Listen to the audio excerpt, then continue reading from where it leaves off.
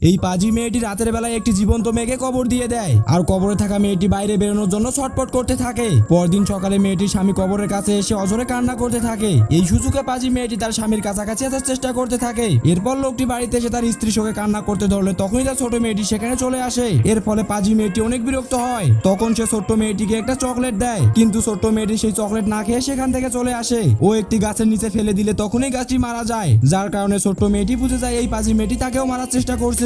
এরপর সে ওই পাজি মেয়েটির ব্যাগ চুরি করে নিয়ে আসে আর ব্যাগটি খুললে একটি ডায়েরি দেখলে সে বুঝতে পারে এই পাজি মেয়েটি তার বাবাকে বিয়ে করতে চায়। এরপর সে ওই পাজি মেয়ের পারফিউমে এক ধরনের বিষাক্ত গ্যাস ঢুকিয়ে দেয়। কিছুক্ষণ পর পাজি মেয়েটি তার রুমে চলে আসে ও ব্যাগটি থেকে পারফিউম বের করে তার শরীরে লাগায়, কিন্তু তখনই সে একেবারে কুৎসিত মেয়ে পরিবর্তন হয়ে যায়। প্রচন্ড রেগে রাতের বেলায় পাজি মেয়েটি সেই ছোট্ট মেয়েটির রুমে চলে আসে এবং তাকে বালিশ চাপা দিয়ে মারার চেষ্টা করে। এরপর সে ওখান থেকে বালিশ সরালেই বুঝতে পারে ছোট্ট মেয়েটি এখানে ছিলই না, যার ফলে পাজি মেয়েটি আরো রেগে যায়। আসলে ছোট্ট মেয়েটি রাতের বেলায় তার মায়ের কবরের পাশে বসে কান্না করছিল। ঠিক তখনই তার মায়ের ঘুম ভেঙে যায় আর সে বাইরে বেরোনোর চেষ্টা করতে থাকে। পরক্ষণেই পাজি মেয়েটি সেখানে চলে আসে, কিন্তু তখনই ছোট্ট মেয়েটির মা কবর থেকে বেরিয়ে এসে তাকে কবরের মধ্যে ফেলে দেয়।